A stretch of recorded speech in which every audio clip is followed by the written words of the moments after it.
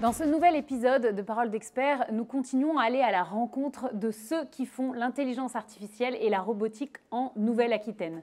Nous sommes aujourd'hui avec l'équipe Roban.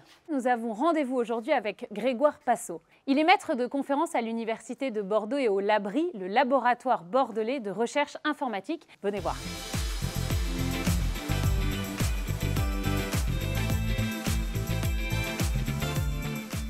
Bonjour Grégoire. Bonjour. Alors, vous participez avec votre équipe Roban à une compétition qui s'appelle la RoboCup où vos petits bonhommes, vos petits robots jouent au foot. Comment ça se passe ? Alors en fait, dans notre ligue, c'est des robots de cette taille, des robots humanoïdes d'environ 60 cm qui jouent au football. Donc c'est des équipes de 4 contre 4 en toute autonomie. C'est-à-dire que c'est les robots qui doivent se débrouiller tout seuls. Donc on les programme, on les construit et une fois que le match commence, nous on est supporters en fait, on les regarde jouer sur le côté du terrain. Donc les challenges, c'est essentiellement la motricité, que les robots soient capables de marcher, marquer des buts, se relever. Qu'ils soient robustes, donc qu'ils ne se cassent pas à chaque fois qu'ils tombent, et aussi l'autonomie, donc la prise de décision autonome. Et tous ces robots vous aident dans votre autre volet de votre travail, à savoir la recherche. En quoi c'est lié tous les deux ? Alors en fait, voilà, nos travaux de recherche sont très connexes avec les activités de la Ligue, c'est-à-dire notamment par exemple la planification de mouvements sur des robots polyarticulés comme celui-là. Donc ça peut passer par des modèles mathématiques, physiques ou par exemple de l'intelligence artificielle et du machine learning.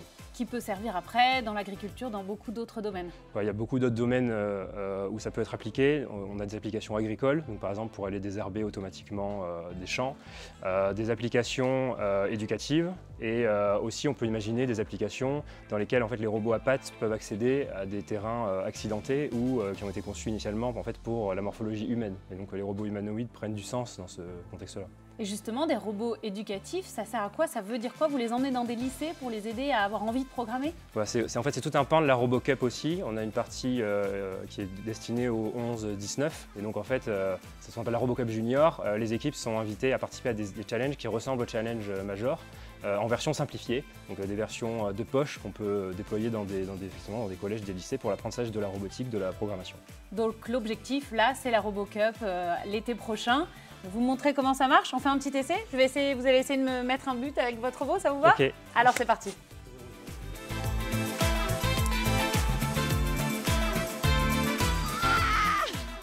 J'ai perdu. Merci beaucoup Grégoire. On se retrouve très vite pour la suite de ces épisodes sur Naya Air et continuer à parler de robotique et d'intelligence artificielle en Nouvelle-Aquitaine. À très vite.